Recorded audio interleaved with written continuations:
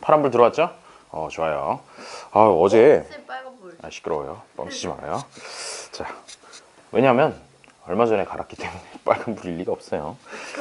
몇 년이요? 자, 41페이지를 보도록 합시다. 기압과 바람에 대해서 오늘 한번 열심히 공부를 해보도록 하죠.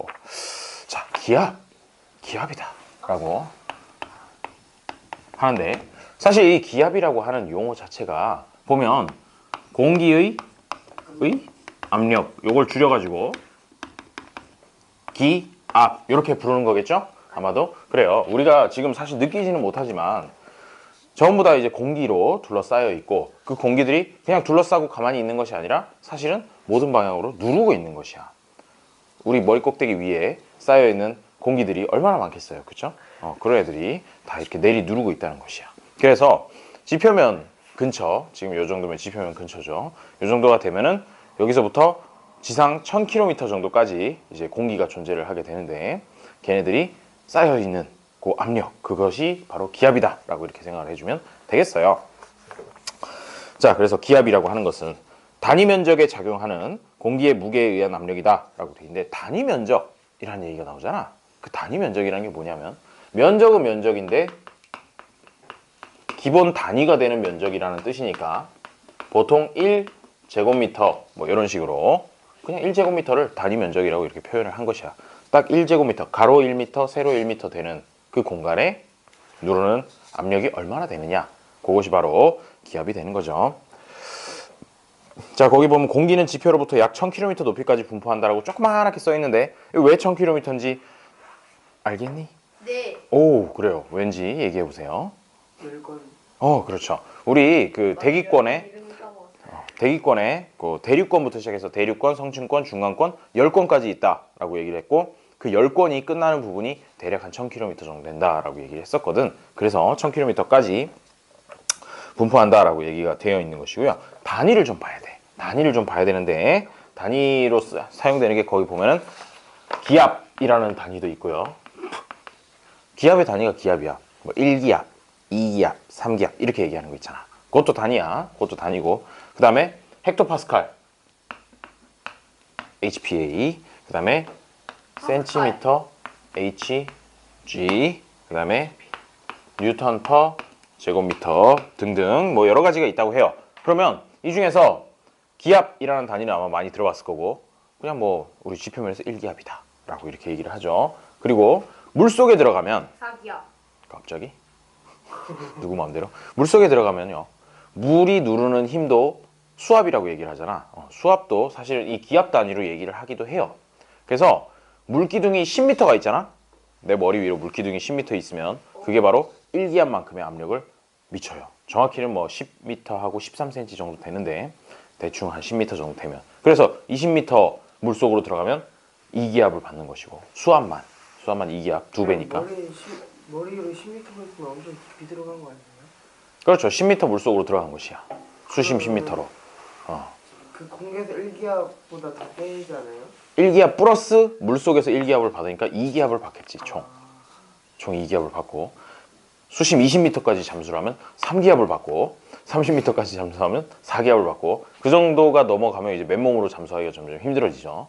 압박스러워지죠. 소통 끼고 들어가도 사기압에서 숨 안 쉬면 폐가 솟아나는데. 뭐 당연한 얘기겠죠. 아마도. 그래요.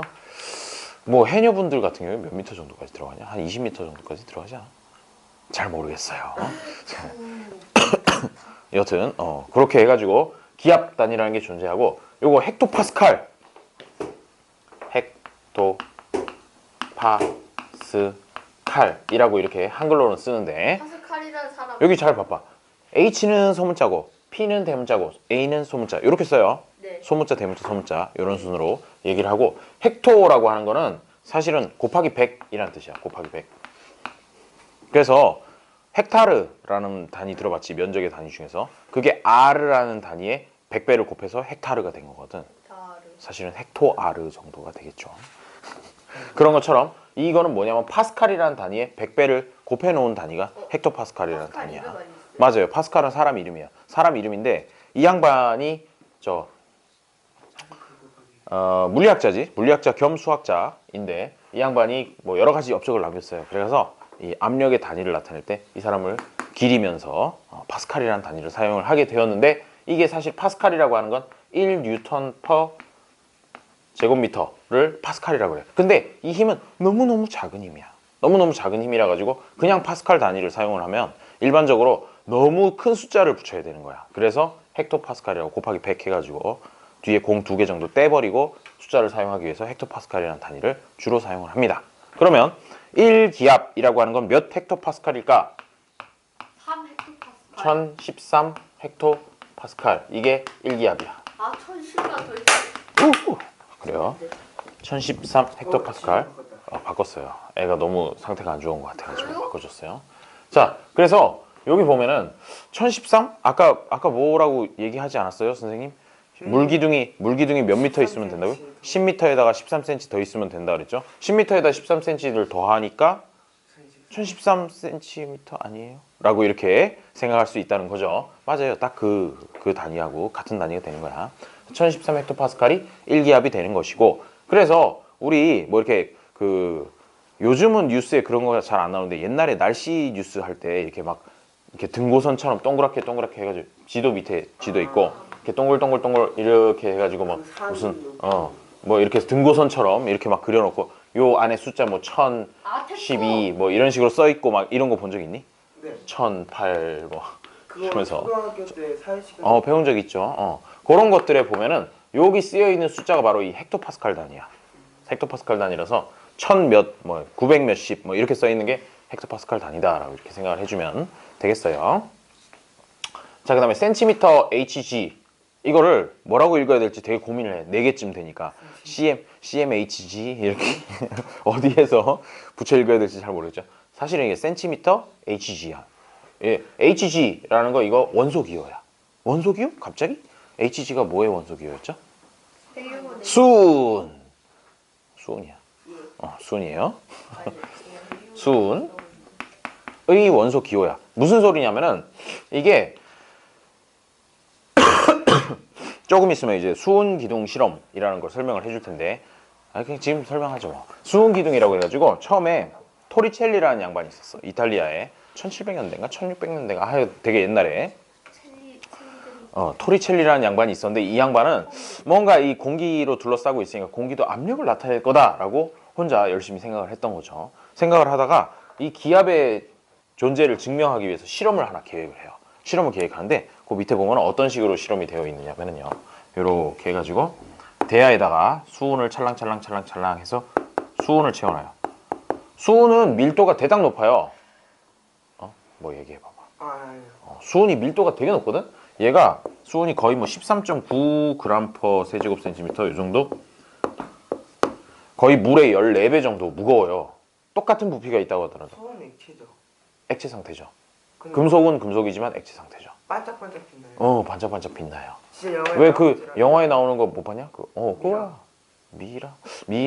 미이라에도 나오지. 미이라에도 이게 나오고. 딱 만지면 물처럼 이렇게 이렇게 흘러내려. 터미네이터. 당연히 흘러내리죠. 터미네이터에도 나오잖아. 진짜요? 터미네이터에서 무슨 뭐 T1000인가 뭐 걔가 이렇게 막 2000이냐? 뭐 하여튼 뻐쩍뻐쩍하다가 갑자기 슉 녹아내리고 막 그러잖아. 그런 식으로 얘 상온에서 액체야. 얘는 유일하게 액체인 금속이 바로 수은인데, 어쨌든 얘는 똑같은 부피, 물 페트병 2리터짜리 있잖아. 거기 안에 물을 가득 채우면 2kg이지. 그죠? 근데 수은을 거기 안에 가득 채운다 그러면 28kg가 되는 거야. 그거 한 통이. 14배 정도 밀도가 더 높은 녀석이 되게 무거운 금속인 거지. 어쨌든 그 다음에 이렇게 유리관 해가지고 가느다란 유리막대기 같은 거 한 1m 정도 되는 유리관을 준비를 해가지고 여기도 수온을 찰랑찰랑 가득 채워요. 가득 채우고 그 다음에 얘를 이렇게 거꾸로 뒤집어 가지고 탁 세우는 거야. 여기다 이렇게 수은 기둥을 세웁니다. 세워가지고 딱 놓았더니 얘가 쭈쭈쭈쭈 다 흘러내릴 거라고 생각했는데 그게 아니더라는 거야. 그게 아니고 얘가 보니까 여기서부터 수은 면에서부터 이게 조금 내려오긴 하는데 이 부분이 좀 비고 빈 곳, 여기가 수은이 이만큼 기둥이 서 있더라라는 걸 이제 증명을 하는 거죠. 이게 왜 쓰냐 하면은 사실은 이 공기가 이쪽 면을 누르잖아. 수은 면을 누르니까 얘가 쭉 올라가서 올라가서 이만큼 위치하게 되는데 이게 대략 한 76cm 정도 나오더라라는 거를 발견을 한 것이죠. 그래서 이게 뭐냐면 센티미터 HG라고 하는 게 뭐냐면은 이런 식으로 수은 기둥을 세웠을 때 수은 면에서부터 요쪽 위쪽에 완전 위쪽까지 요 거리를 재서 그 센티미터 단위로 나오겠죠. 웬만하면 센티미터 단위로 써가지고 몇 센티미터 위로 올라갔느냐 그거를 표시해주는 단위가 돼요. 1기압일 때 76cm 정도 올라가고 기압이 더 높아지면 이 누르는 힘이 더 세진다는 거잖아. 즉 더 많이 올라가. 77cm, 78cm 이런 식으로 1기압이 넘어가면 그리고 1기압보다 조금 부족하다 그러면 내려가는 거죠. 더 하이 이 친구 그래요. 13분 늦었군요. 자 75cm, 74cm 이런 식으로 내려가는데 그거를 재가지고 요 단위를 사용을 하는 것이죠. 그런데 여기서 잘 봐봐. 76cm라고 했죠. 76cm HG 얘가 또 1기압이야. 그리고 아까 물기둥이 얼마 있으면 된다고요? 1013cm가 있으면 된단 말이에요. 10m하고 13cm가 1013cm야. 1013cm H2O 이렇게 해도 쓸 수 있는 거 아니에요? 라고. H2O 아니에요? 시끄러워요. 물이 언제부터 H2O2가 됐어요? H2O지. 물이었구나. 그래요. 이거나 사실은 논리상으로는 비슷해요. 논리상으로 비슷한데 이 단위를 주로 사용하지는 않고 똑같은 단위니까 헥토파스칼을 주로 많이 사용을 하고 요것도 1기압이 돼요. 그런데 얘와 얘 사이에 기똥찬 관계가 있어요. 무려 H가 들어가요. 안녕 유선. 지금 이제 기압의 단위에 대해서 얘기를 하고 있는 거예요. 기압의 단위에 대해서 얘기를 하고 있는데 여러 가지 단위가 있다고 거기 나와 있는데 하나씩 설명하고 있는 중이에요. 얘는 수은이고 얘는 물이잖아. 물의 밀도는 아까 1이라 그랬지. 뭐 밀도라는 개념 알고 있나요? 단위 부피당 질량이 어느 정도 되는지. 그래서 이게 1g per 세제곱센티미터가 물이고 13. 얼마로 했어? 9 g per 세제곱센티미터가 수은이라고 했잖아. 그러면 여기서 뭔가 숫자가 좀 눈에 들어오는 숫자 없냐? 이거 곱하기 이거 하고 이거 곱하기 이거 하면 어떨 것 같아? 같을 것 같아요. 같겠죠. 이게 그 얘기를 하고 싶었던 거야. 뭐냐면 공기가 누르는 힘은 1기압이라는 힘은 똑같은데 얘가 밀도가 1인 거니까 1013cm나 이렇게 밀어 올리는 것이고 밀도가 14배 가깝게 더 높으니까 76cm밖에 못 밀어 올린다라고 이렇게 생각을 해주면 된다는 거지. 거꾸로 얘기하면 꼭 이 물이랑 수은 말고 다른 걸로 이런 식으로 기압을 측정을 해보더라도 걔의 밀도를 알면 몇 센치 정도 올라갈지를 알 수 있다라고 이렇게 생각하는 것이죠. 그래요. 나중에 혹시 수업 들을 때 나 소름 돋았어. 소름 돋았어. 이거 학교에서는 안 가르쳐줘요. 안 가르쳐주고. 이게 왜 물은 1013이고 수은은 76인가요? 이런 거에 대해서 설명 잘 안 해줘요. 안 해주니까 가가지고 선생님 저것은 밀도 때문인가요? 이렇게 한마디 던져주면 또 이 친구 어디서 또 그런 걸 들어와가지고 이렇게 얘기 들을 수 있어요. 자, 그 다음에 또 보니까 미리미리 HG 이런 것도 사용한다고 하네. 이번에는 이걸 밀리미터 단위로 얘기를 하는 거겠죠. 왜냐하면 센티미터 단위 정도 되면은 압력이 굉장히 높은 거야. 그런데 요 정도면은 이제 센티미터보다 밀리미터면은 100분의 1 정도로 작은 단위인데 요것도 쓸 때가 있어. 우리 이제 혈압을 잴 일이 가끔 있잖아요. 혈압을 재게 되면 보통 단위가 뭐냐면요. 이걸 써. 미리미리 HG. 왜냐하면 혈압이라고 하는 것은 기압에 비하면 훨씬 작은 숫자를 갖게 마련이거든. 그래서 그 정도 압력을 적용할 때는 미리미리 HG. 미리미리 HG 밑에는 이제 저거 혈압 잴 때 쓴다. 이 정도로 메모를 해두면 될 것 같아요. 그 다음에 뉴턴 퍼 제곱미터. 요거는 1제곱미터당 몇 뉴턴의 힘을 받느냐. 그렇게 해가지고 사용하는 기본적인 단위가 돼 있어. 기본적인 단위고 계산하기도 좋은데 하지만 실생활에서 많이 쓰이지는 않아요. 왜냐하면 이게 워낙 작은 단위이기도 하고 그 다음에 뉴턴이라고 하는 거에 감이 별로 없기 때문에 사람들이 1kg 그러면 대충 어느 정도인지 알겠는데 1뉴턴 그러면 잘 감이 안 와. 그래서 일상생활에서 많이 쓰는 단위는 아니에요. 맞아요. 뉴턴은 사람 이름이에요. 아까 머리 맞고 그 충격 연물 때 있잖아요. 머리 맞았는지는 모르겠어요. 이게 원래 머리 맞으면 죽지 않나요? 이 사과를 머리에 만다고 죽게 하겠어. 머리가 좀 아프겠죠. 그렇죠. 아니 사과가 떨어져서 그 사람도 옥스퍼드 출신이에요? 케임브리지. 케임브리지. 케임브리지 출신일 거야 아마. 뭐 그게 뭐가 중요하겠어요. 어쨌든 영국 사람이에요. 자, 2번 기압의 작용에 의해 나타나는 현상. 높은 산에 올라가면 귀가 멍멍해진다. 느껴본 적 있겠죠 아마도. 근데 이걸 산을 천천히 걸어 올라가잖아? 그러면 잘 못 느껴. 차를 타고 빨리 올라가면 쉽게 느낄 수가 있죠. 차 타고 가다가 뭐 비행기 타도 느낄 수 있지. 그러니까 빠른 속도로 올라가게 되면 우리가 몸이 적응하는 것보다 더 빠른 속도로 기압이 변한 것이야. 그러면 높은 산에 올라가면 공기가 지표면에 있을 때보다 공기가 더 많아요, 희박해요? 위쪽에 있는 공기를 생각해 보면 더 적어졌죠. 더 적어졌으니까 기압이 낮아진다는 얘기야.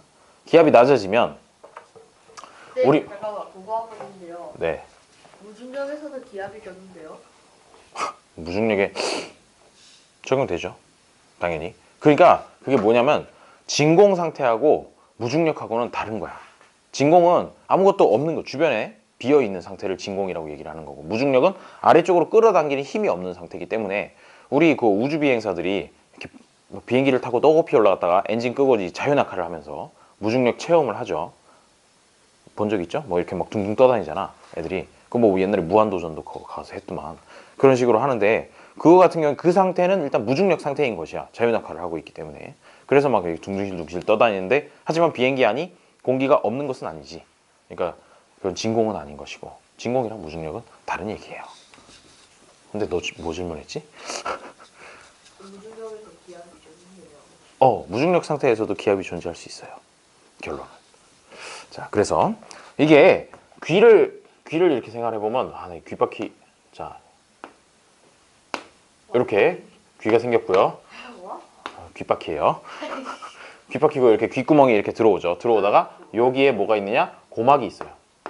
네, 안쪽으로 더 들어. 고막이 있고 이 안쪽에 뭐 이렇게 달팽이가. 해가지고 뭐 달팽이관부터 시작해서 뭐 여러 가지 것들이 있는데 제가 그림을 잘 못 그렸어요. 일단 고막만 그려보면, 자, 바깥쪽, 이쪽이 바깥쪽이고 이쪽이 몸 안이야. 몸 안이 되는데 바깥쪽에 기압이 낮아졌어요. 기압이 낮아졌다는 얘기는 누르던 힘이 약해졌다는 거지. 약해졌고 안쪽에서 누르던 힘은 딱히 약해질 이유가 없이 그대로 있으니까 상대적으로 이쪽에서 이렇게 누르는 힘이 약해졌어. 그러면 고막이 어느 방향으로 휘느냐? 이쪽 바깥으로 이렇게 볼록하게 고막이 되어요. 고막이 변형이 되면서 느끼는 거지. 어머나, 귀가 왜 이렇게 멍멍하지? 라고 이렇게 느끼게 되고요. 그럴 때 어떻게 하니? 침을 삼킨다든지 아니면 소리를 낸다든지 하게 되죠. 그렇게 되면 뭐 하품을 하든지 여러 가지 방법이 있겠지만, 그러면 뭐가 있냐면은 여기랑 그 다음에 입 안에까지 이렇게 관이 하나 연결이 돼 있어.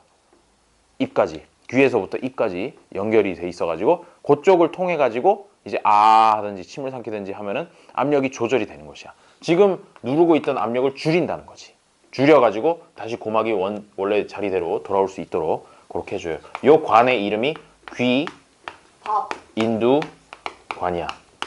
귀라고 하는 건 말 그대로 귀고, 인두라고 하는 건 목이에요. 목. 귀하고 목하고 연결되어 있다 라고 해가지고 귀인두관이라고 이렇게 이름을 붙여놨습니다. 옛날에는 이거 발견한 사람 이름을 따서 유스타키오관 뭐 이런 식으로도 불렀는데, 요즘은 교과 과정에 귀인두관이라고 이렇게 부르더라고. 고막이 볼록해진 상태로 계속 있으면 터져요. 나중에. 안 터져요. 안 터져요? 터지진 않고 불편하지. 불편감이 계속 느껴지잖아. 귀 멍멍하고 그러면 소리도 잘 안 들리고, 이렇게 된 상태니까 소리도 제대로 안 들리겠죠. 왜냐면 고막이 떨리면서 진동을 전달해야 되는데 이쪽 전달해야 될 녀석들은 안쪽에 있고 고막만 이렇게 휘어져 있으니까 소리도 잘 안 들리게 되는 거죠. 멍멍하게 저기 멀리서 막 조용하게 얘기하는 것 같이 이렇게 들리게 되잖아. 느껴봤겠죠? 그요. 그래요. 비행기 타고 올라가다가요. 알았어요. 자, 비행기 열심히 타보세요. 자, 다음에 타이어에 공기를 넣으면 팽팽해진다 라고 하는데, 우리 자동차에 보면은 이제 보통 바퀴 4개짜리 자동차를 타고 다니죠. 그렇게 되면 걔네들 안에 타이어에는 보통 몇 기압 정도로 채우는지 아니? 3기압. 뭐야 갑자기 30기압? 30기압 너무 높지 않을까요? 30기압인 상태에서 만약에 타이어에 빵꾸가 난다, 대폭발이 일어날 것이야. 그 정도면. 왜냐하면 공기가 압축이 되어 있다 갑자기 이렇게 빵꾸가 난다는 얘기가 더 이렇게 바깥으로 이렇게 분출이 되는 거 아니야? 안쪽에 압축돼 있던 녀석이 대참사가 일어날 거야. 30기압 정도면.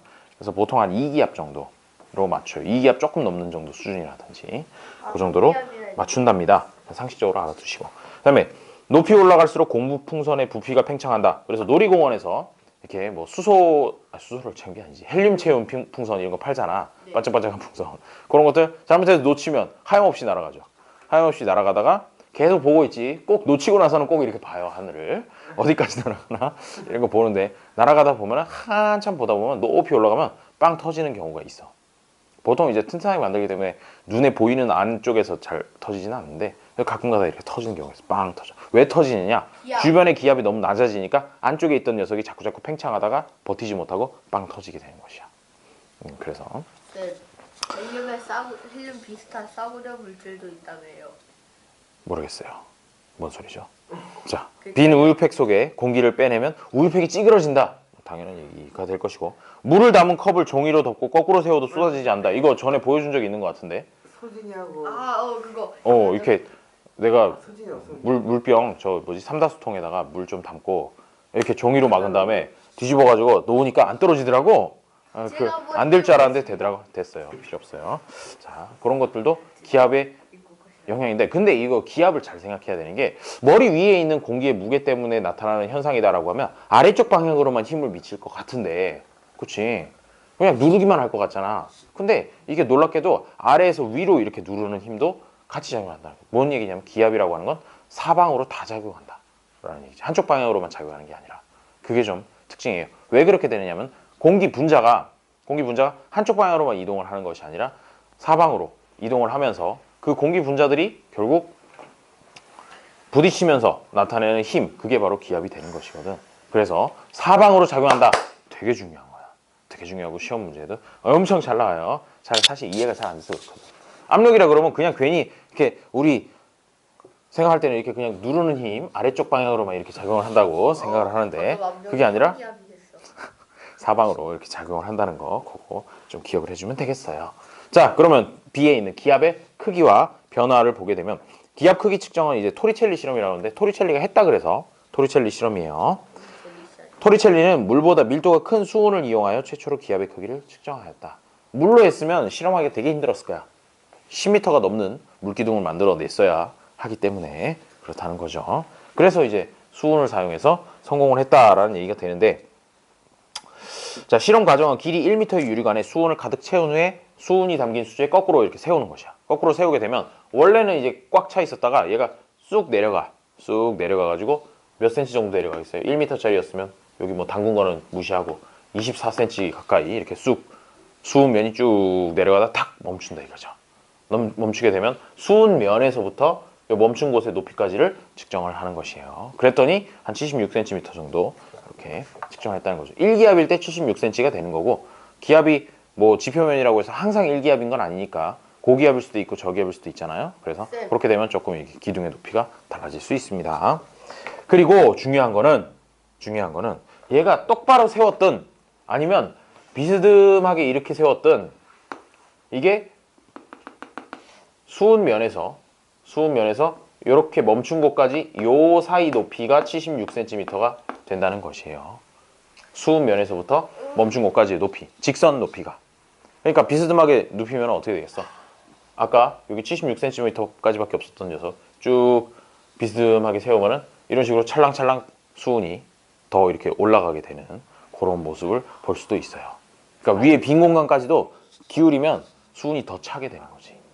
그 높이 딱 맞출 때까지 그렇게 될 수도 있습니다. 그 그림도 거기 그려져 있죠. 비스듬하게 세워놓은 것도. 완전 옆으로 이렇게 누우면 어떻게 돼요? 누이면 가득 차겠죠? 왜 76cm가 안 될 테니까.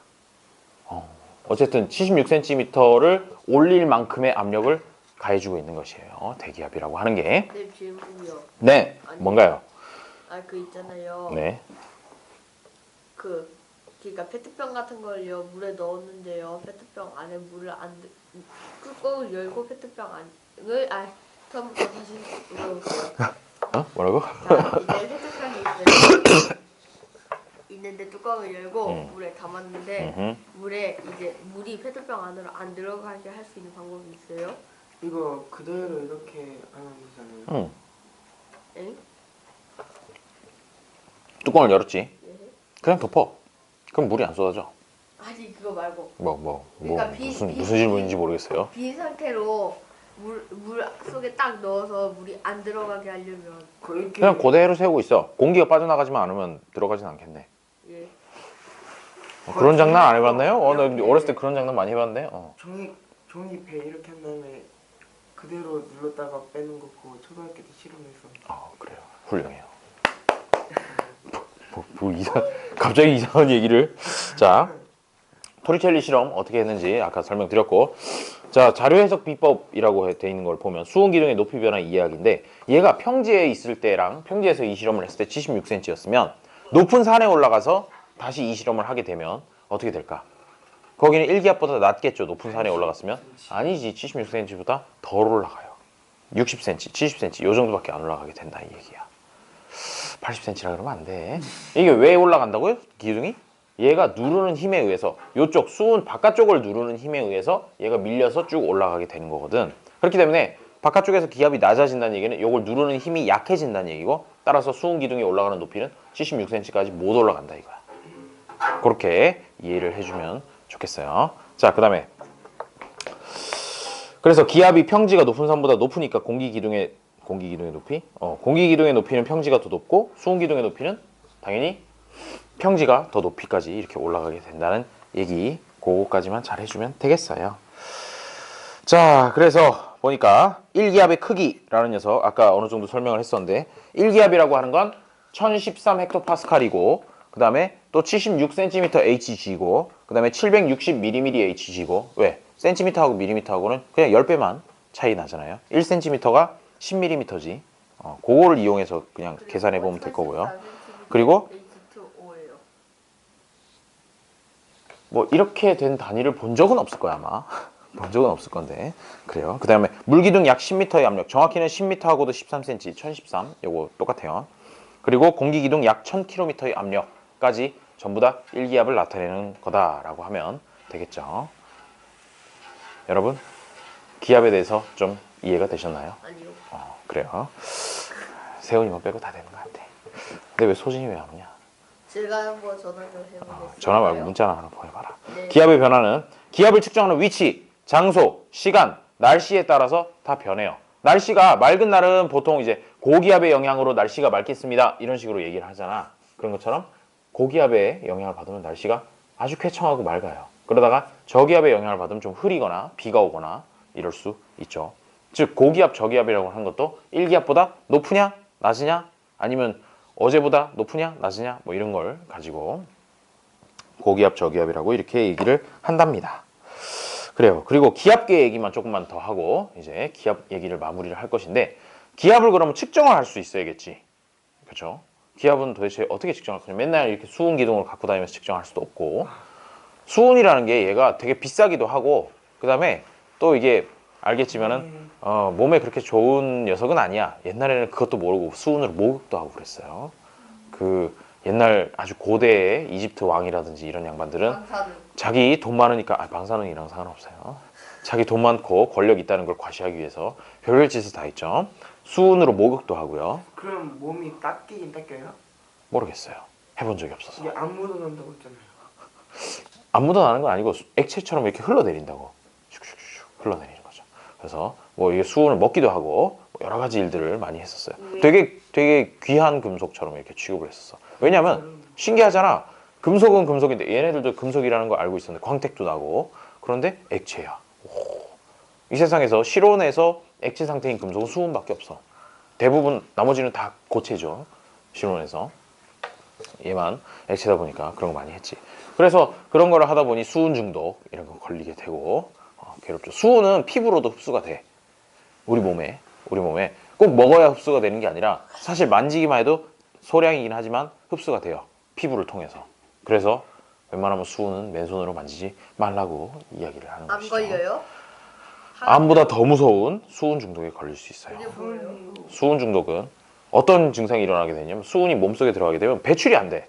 배출이 되면 괜찮은데 배출이 안 되니까 얘네들이 몸속에 쌓이다 보면은 신경 전달 과정을 막아. 그래서 신경 쪽에 문제가 생겨. 그래서 뭐 수은 중독이 이름이 뭐더라? 그 여러 가지 있잖아. 뭐 수은 중독, 카드뮴 중독 해서 이따이 병, 뭐 미나마타병 막 이러면서 막 주로 일본에서 옛날에 이제 그 경제 발전할 때 이런 거 개념 없이 막 버렸다가 중독자가 많이 나와가지고 일본어로 막 이렇게 이름이 있는데 갑자기 수은 중독의 이름이 생각이 나지 않아요. 어쨌든 그렇게 되면 무슨 일이 생기냐면 마비 현상부터 시작해서 경련 그리고 그렇지 이런 증상을 보이게 되고 굉장히 많이 아파서 근데 또 일찍 죽지도 않고 그 상태로 계속 오래 살아야 되는 거야. 암보다 어떻게 보면 더 나쁠 수도 있어요. 쌤 근데 걸려서 죽기라도 하지. 그런 건 갈염도 있잖아요. 뭐라고요? 갈염도 있잖아요. 어? 수은이랑 비슷한 거 갈염도 있잖아요. 수은이랑 비슷한 거 한두 개가 아니에요. 중금속들 아니 그러니까 니켈, 카드뮴 중독 뭐 이런 것도 있고 납 중독 아니, 등등등 해가지고 실온에서 엄청 많아요. 실온에서 그 뭐 할 수 있는 뭐 있잖아. 자 알겠습니다. 자 실온에서 그 아네로이드 기압계라는 녀석이 있습니다. 오른쪽에 보면 41페이지 오른쪽에 보면 아네로이드 기압계라는 게 있는데 얘가 어떻게 생겨 먹었느냐 하면은 자 보세요. 거기 진공 상자를 하나 만들어 놨어. 제일 아래쪽에. 그죠? 금속 상자라고 돼 있는데 그 진공 상태인 거야.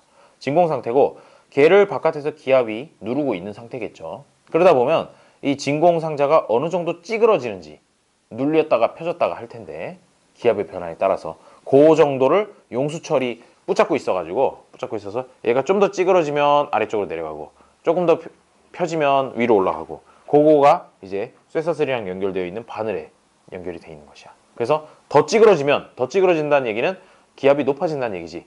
그러면 숫자가 이제 좀 1000보다도 더 높은 숫자를 가리키게 되는 것이고 저기압이 되면 1000보다 낮은 숫자를 1013보다 낮은 숫자를 이렇게 가리키게 되는 그런 원리로 한답니다. 그러니까 진공 상자를 이용한 거죠. 진공 금속 상자를 이용해서 주변이 얼마나 세게 누르는지 그거를 측정을 하는 기압계가 되겠습니다. 1012cm H2O는 몇 기압이에요? 1기압이에요. 자, 그럼 넘어가서 이제 42페이지 문제를 좀 보고 쉬었다 하도록 하죠. 봅시다. 기압. 다음은 기압에 대한 설명이다. 괄호 안에 네? 빌려요. 옆에 이렇게 빌려주려고 옆에 하나 딱 이렇게 놔뒀네. 이 친구들. 전! 빌려줌. 그래. 있네. 알겠어요. 짜잔. 이 친구 주머니에서 펜이 몇 개 나오는 거야 도대체. 자, 기압. 다음은 기압에 대한 설명이다. 괄호 안에 들어가 알맞은 말을 쓰시오. 지구를 둘러싸고 있는 공기가 단위 면적을 수직으로 누르는 힘을 기압이라고 한다. 기압이라고 하겠죠. 그렇죠? 공기의 압력이니까. 1기압은 수은 기둥 몇 센티미터? 76cm의 압력과 같으며 단위로는 헥토파스칼이라고 한글로 써 있는데 그거를 영어로 한번 써보시라는 얘기예요. 영어로 쓸 때 어떻게 쓴다고요? HPA인데 P만 대문자 나머지는 소문자로 이렇게 써요. 이 소문자 대문자 구분해. 헥토파스칼이라고 해서 HPA 이렇게 쓰면 안 되고 헥토파스칼 그래요. P만 대문자로 이렇게 써주면 되겠어요. 기압이 높아질수록 수은 기둥의 높이는 높아질까요? 낮아질까요? 자, 기압이 높아지면 수은 기둥의 높이가 높아지나요? 낮아지나요? 높아지겠죠. 높아지며 기압이 일정하면 시험관의 굵기나 기울기에 관계없이 수은 기둥의 높이가 일정하다. 얘가 가느다란 관을 사용하나 굵은 관을 사용하나 올라가는 높이는 똑같다는 것이야. 알겠죠? 여기 또 갑자기 굵은 관을 사용하면 덜 올라가나요? 이렇게 생각할 수 있는데 우리가 1기압이 76cm라고 그렇게 목 놓아 이야기를 했던 것은 굵기하고 상관없이 항상 76cm 올라가기 때문에 별다른 얘기를 안 했던 거예요. 2번에 오른쪽 그림과 같이 장치하고 김이 나올 때까지 가열한 후 김이 많이 나오면 접착 테이프로 입구를 막고 식혔다. 오호라. 이게 지금 뭐 하는 거니? 캔에다가 물 넣고 끓인 거야. 끓이면 거기에 이제 수증기가 가득 차겠죠. 그 안에. 그러다 김이 많이 나면 입구를 막아버렸대. 막아버리면 나오지도 들어가지도 못하도록 그렇게 만들었겠죠. 자, 가에서 물이 가열되어 수증기로 변하면 깡통 내부의 공기 양은 어떻게 변하는지 쓰시오. 라고 하면 공기 양이 줄어들었을까 늘어났을까 그거를 쓰라는 늘어났어요. 얘기예요. 왜 늘어나요? 어디 들어갔어 공기가? 아니요? 아니지. 공기가 열이 밀려 나왔죠. 수증기로 가득 찬다 이거. 지금 물어보는 거 공기의 양이잖아. 수증기의 양이 아니고. 수증기가 공기를 밀어내. 알고 있었어요. 밀어내서 공기의 양은 줄어든다라고 이렇게 얘기를 해야 되고요. 뭘 알고 있었어. 그냥 얘기 듣다 보니까 분위기가 그런 것 같아서 갈아탔겠지. 자, 2번. 나와 같이 식혔을 때 깡통 안과 밖의 기압 중 어느 쪽이 높은지 비교하시오 라고 하는데 입구를 막고 식힌 거야. 막고 식혔으니까 들어갈 수가 없어. 바깥에 있는 공기가. 그러면 아까 수증기였던 녀석이 이제 온도가 떨어지면 어떻게 되겠어요? 액체가 돼버리겠지. 그러면 수증기로 가득 차 있었던 녀석이었는데 애가 점점 액체로 바뀌니까 그 안에는 공기는 어떻게 바깥쪽보다 바깥에 비해서 아무래도 공기가 부족한 상태가 되겠지. 안에가. 그렇죠? 물 끓이면서 공기를 다 밀어냈단 말이야. 수증기로 가득 채워놓고 또 이제 심지어 식으면서 수증기까지도 액체로 이렇게 바뀌어버리는. 춥니? 히터 틀어줄까? 춥니? 손을 이렇게 콜드. 만질래? 자, 그래서 깡통 안과 바깥의 기압 중 어느 쪽이 높은지 비교하시오. 그럼 깡통 바깥이 더 높다라고 이렇게 얘기를 해주면 되겠어요. 깡통 바깥이 높다. 그래? 깡통 바깥이 더 압력이 높으면 어떤 모양이 되겠어요? 과지직 과작 하면서 깡통이 찌그러지는 그런 모습을 볼 수 있게 된다는 것이죠. 자, 나와 같이 깡통을 식혔을 때 깡통이 찌그러지는 방향을 쓰시오. 그러면 어느 쪽으로 안쪽. 찌그러진다 그러면 안쪽은 안쪽인데 모든 방향으로. 그러니까 애가 위에서 아래로 이렇게 탁 찌그러지는 게 아니고, 그렇죠? 누가 이렇게 밟은 것처럼 이렇게 찌그러지는 게 아니고 모든 방향으로 오그작 이렇게 오징어 이렇게 되듯이 모든 방향으로 찌그러진다라는 게 여기서는 핵심이 되겠어요. 그게 뭘 의미하는 거냐면 기압이 모든 방향으로 작용한다라는 걸 의미하는 그런 실험이 되겠어요. 해보고 싶지 않니? 학교에서 해봐요. 여기서 하겠다는 얘기는 안 하죠. 자, 이 실험에서 알 수 있는 기압의 작용 방향을 쓰시오라고 하면 모든 방향으로 작용한다. 이 정도로 적어주면 되겠습니다. 자, 3번에 오른쪽 그림은 토리첼리의 실험을 나타낸 것이다. 물음에 답하시오. 시험관을 기울이면 수온기둥의 높이는 h는 어떻게 변하는지 쓰시오라고 하는데 기울이더라도 h라고 하는 녀석은 항상 76cm로 그렇게 일정하다. 그 76cm가 뭐냐 하면 잘 봐야 돼. 이 바닥이 아니고 수은면에서 수온기둥 끝에 높이, 요 사이의 높이가 76cm가 된다는 거, 그거를 잘 기억을 해줘요. 그 다음에 시험관의 굵기를 2배로 바꾸면 수온기둥의 높이 h는 어떻게 변하는지 쓰시오라고 했는데 굵기하고 상관이 있다 그랬어? 없다 그랬어? 없어요. 없다 그랬죠. 따라서 변화 없다라고 해주면 되겠고요. 기압이 높아지면 수온기둥의 높이 h는 어떻게 변하는지 쓰시오. 기압이 높아진다면 76cm였다가 어떻게 된다고요? 더 높이까지 수온기둥이 올라가게 된다는 거죠. 왜? 누르는 힘이 강하니까. 그게 높아진다? 네, 그렇죠. 높아진다. 두둥. 기압의 크기와 변화.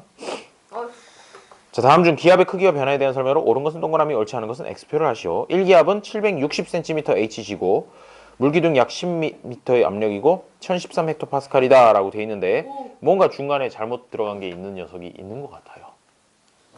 뭐가 잘못 들어갔죠, 지원? 10m. 그거는 맞고요. 물기덕 정확히는 물기덕 10. 그거 말고 13m. 그거 말고 그래 76cm Hg여야 되겠죠. 760cm Hg라고 써 있잖아. 네. 그러니까 이런 식으로 낚아요. 숫자 가지고. 그렇죠? 760mm Hg라 그랬으면 맞는데 760cm Hg라 그랬으니까 거기가 틀린 거야. 모르겠다. 두 번째, 일반적으로 맑은 날은 흐린 날보다 기압이 높은 편이다 라고 했는데 아까 뭐라 그랬어요? 고기압일 때 맑은 날이고 저기압일 때 보통 흐린 날이 된다고 했었죠. 그렇기 때문에 2번은 맞는 말입니다. 맞는 말이고 3번에 상공으로 올라갈수록 공기가 희박해지기 때문에 기압이 낮아진다. 이것도 맞는 얘기네. 그렇죠? 상식이죠. 그다음에 4번 과자 봉지를 들고 높은 산에 오르면 기압이 낮아져서 과자 봉지가 수축한다가 아니라 더 빵빵해져. 네. 빵빵빵빵. 빵빵, 그렇겠죠? 띠띠빵. 바깥에서 누르는 힘이 약해지기 때문에 더 빵빵해지게 됩니다. X. 5번에 오른쪽 그림의 A와 B 지역에서 나타나는 현상의 크기를 부등호로 비교하시오 라고 그랬는데 A는 지표면이고 B는 높은 산 위인가 봐. 그러면 A 지역 풍선 부피하고 B 지역 풍선 부피하고 어느 게 더 풍선은 커질까요? B 지역이요. 그렇죠. 산 위에 올라갔을 때 주변의 기압이 더 낮아지기 때문에 풍선 안에 공기가 팽창해서 풍선이 더 커진답니다. 그래서 오른쪽 편이 이렇게 열리도록 부등호를 나타내 주면 되겠고요. 2번에 A 지역 수온 기둥의 높이하고 B 지역 수온 기둥의 높이인데 기압이 A하고 B 중에서 어디가 더 높니? A하고 B 중에. 유선, 지표면하고 그 다음에 저 높은 산 위하고 어디가 더 기압이 높아요? 그렇죠. 지표면이 더 높죠. 그래? 기압이 더 높아? 그러면 수은 기둥은 어디가 더 높이 올라간다? 그게 중요하죠. 그게 중요한데 A하고 B 중에서 기압이 높은 데서 더 높이까지 올라간다고요. 왜? 요거 수으면 누르는 힘이 더 강한 거니까.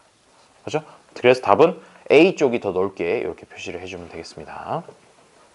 3번에 이것도 했네. A 지역의 기압이 B 지역 기압보다 높다고 했죠. 그런 방향으로 표시를 해주면 되겠습니다. 6번에 진공의 금속 상자가 기압의 크기에 따라 팽창하고 수축하는 원리를 이용하는 기압계 이름을 쓰시오. 그러면 아까 전에 얘기했던 기압계 이름 뭐였죠? 그렇죠. 아네로이드 기압계입니다. 아네로이드 기압계.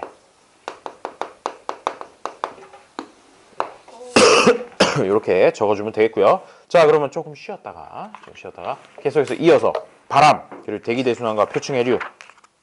오늘 잘하면 기단까지 할 수 있고 아니면 내일 기단 수업을 할 거예요. 내일 똑같은 시간에 수업 또 있는 거 알죠? 네. 여러분? 아, 그래요? 집에 좀 쉬었다가 하도록 하죠.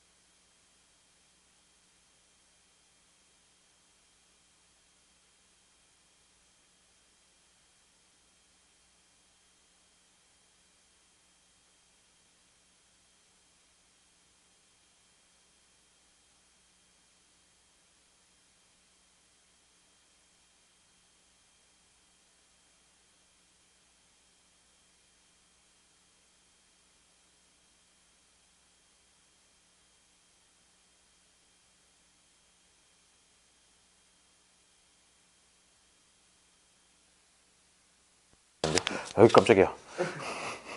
왜 다 때려 부수고 그러나요? 야, 오늘 공기 되게 좋은 것 같지 않니? 네. 어제는 공기 안 좋았는데. 아, 공기 안 좋으니까 확실히 코도 아프고 막 그러다. 시끄러. 꺼. 빨리. 시끄러. 기자 양반 있잖아요, 기자 양반. 자, 기자 양반이고 뭐시고 어제 혹시 컬링 봤니? 아 예. 컬링 장난 아닌데. 컬리 봤어? 결승 봤어? 갔잖아요. 오, 야, 장난 아니더라. 너 그거 보는데, 야, 시밴드에서 마지막 샷 맞고 저 움직이는데 왜 이렇게 가슴이 아프냐? 끝난 줄 알고 다 이렇게 좋아했더니 더 멀리 가서 일본이 한 점 따라오고 11엔드에서 마지막 샷 보고 감동의 눈물을 줄줄 흘리면서 어젯밤에 잠을 잘 잤죠. 아주 편안하게. 아 저는 그거 보고 배가 고파요. 뭐라고? 끝나고 맛있는 거 먹어요. 아, 자, 맛있는 43페이지. 바람이 뭘까? 라는. 윈드. 그래요. 윈드. 영어로 윈드인데 걔 같은 경우에는 사실은 그 아이 같은 경우에는 사실은 공기의 움직임이야. 공기의 움직임. 공기의 움직이니까 우리가 그걸 바람이다 라고 이렇게 느끼게 되는 것이죠. 뭐야 이거. 코끝에 뭔가 묻어 있어. 됐다. 자, 그래서 기압이 높은 곳에서 낮은 곳으로 이동하는 공기의 흐름이다 라고 하는데 공기가 기압이 높다라는 건 무슨 의미니? 주변보다 공기가 더 많이 있다 라는 그런 얘기잖아. 공기가 더 많으니까 걔가 누르는 압력 같은 경우에도 더 크겠지. 그치? 그러니까 공기가 더 많은 곳에서 공기가 좀 부족한 곳으로 공기가 흘러간다. 뭐 세상 만사가 다 그런 거 아니겠어요? 이쪽이 너무 붐비면 저쪽에 좀 덜 붐비는 쪽으로 이동하는 거 자연스러운 일이죠. 그렇게 공기가 움직이는 걸 우리는 바람이라고 이렇게 느낀다. 따라서 고기압에서 저기압으로 바람이 부는 것이다 라고 그렇게 일단 생각을 해주면 되겠어요. 그 다음에 고기압이랑 저기압이라는 얘기가 나오는데 고기압이라고 생각하고 고기 먹고 싶죠? 저기압. 자, 저기압 이렇게 두 가지가 있는데 사실 이 고기압, 저기압에 정확하게 기준은 없어. 그러니까 뭐 아까 1기압이 뭐 1013헥토파스칼이라고 했는데 1013헥토파스칼보다 높으면 고기압이다, 낮으면 저기압이다 그런 거 아니야. 그런 거 아니고 잘 들어야 돼. 이거 시험 보기에서 대땅 잘 나오는 보기야. 1013헥토파스칼보다 높은 숫자가 나오면 고기압이다 라고 하면 맞다 라고 이렇게 고르는 경향이 많은데 그거 아니고 절대적인 기준이 없어요. 숫자는 중요하지 않아. 주변에 비해서 높으면 고기압, 주변에 비해서 낮으면 저기압이야. 상대적인 개념이야. 완전 상대적인 개념이고 따라서 이렇게 한 장의 일기도를 놓고 그 중에서 기압이 높은 곳을 고기압, 그 중에서 기압이 낮은 곳을 저기압이라고 부르는 거예요. 그러니까 1000이 안 돼도 고기압이라고 부를 수 있고 반대로 1000이 훌쩍 넘어도 저기압이라고 부를 수 있다. 이 정도로 생각을 해두면 되겠죠. 거기 보세요. 정이라고 하는 건 고기압이 주위보다 기압이 높은 곳을 고기압이라고 얘기를 하고 주위보다 기압이 낮은 곳을 저기압이라고 이야기를 한다라는 얘기예요. 그리고 그러면 이제 고기압에서 저기압으로 이렇게 바람이 불어간다라고 했는데 고기압에서 저기압으로 어떤 방향으로 실제로 불어나가느냐? 고기압이라는 녀석이 이렇게 중간에 딱 있으면 얘 같은 경우에 북반구를 기준으로 여기서는 시계 방향으로 바람이 불어나가요. 이런 식으로 불어나가는 거죠. 이 시계 방향이라는 게 무슨 소리냐면 12시, 6시 있으면 시계가 이렇게 돌죠? 이렇게 도는 것처럼 방향이 휘어지는 방향이 그렇다는 거야. 남반구에서는 반대예요. 반대로 이런 식으로 휘어져 나가면서 바람이 불어나가요. 근데 남반구를 물어보지 않아. 왜? 우리는 북반구에 살고 있으니까. 그래서 북반구 기준으로 기억을 해두면 돼요. 시계 방향이라는 것. 시계 방향으로 불어나간다. 쌤 그러면 저기압 같은 경우에는 어떻게 바람이 불어 들어오느냐? 얘가 불어나간 바람이 슝 해서 이쪽 방향으로 이렇게 불어 들어온다는 얘기죠. 그러면 이게 시계 방향이냐 반시계 방향이냐? 반시계 방향이죠. 그래서 반시계 방향으로 불어 들어온다. 요 시계, 반시계 요거를 자주 물어보니까 뭐 하나를 확실하게 기억을 해두면 되겠죠. 고기압이 시계 방향이라는 거 이런 거 확실하게 기억을 해두면 나머지 거는 반대인가 봐 라고 이렇게 생각을 해주면 되겠죠. 뭐 질문이 하고 싶은 게 뭔가? 아직 고기압, 저기압을 열심히 설명하고 있던 중이었는데 그래. 그요 고기압, 저기압도 이제 그 어디서 나오잖아요. 어디 어디서 일기예보. 나오죠. 일기예보에 그 어떤 세모로 빨간 색깔이랑 파란 색깔 가지고 거기서 나오는데 그거 무슨 뜻이에요? 이런 거를 얘기하는 건가요? 이런 거요. 이런 거? 예. 요거를 이제 배우겠지만 전선을 나타낼 때 이렇게 나타내요. 그거 같은 경우는 언제 나오냐면요. 내일 수업에 나올 것 같아. 그 45페이지에 기단 넘어서 전선 할 때 나오거든요. 전선 보니까 아래쪽에 그림에 아니, 오른쪽에 그림에 보니까 전선을 나타내는 기호 그래서 세모로 이렇게 뾰족뾰족한 거 한랭전선, 둥그런 거 온난전선 뭐 이런 거 나오죠. 내일 하게 될 테니까 조금만 기다려줘요. 자, 그럼 다시 돌아와서 고기압, 저기압을 얘기를 하던 중이었죠. 자, 고기압에서 바람이 불어나가는 방향, 불어 들어오는 방향까지 설명을 했고 그 다음에 나오는 녀석이 뭐냐 하면 기류라고 해서 공기의 흐름인데 고기압인 경우에는 얘가 점점 여기가 사실 기압이 높다는 얘기가 뭐냐면 이쪽에 공기가 많아야 되는 거잖아. 지표 부근에 공기가 많기 위해선 위에서부터 아래로 계속 공기가 내려온다는 얘기야.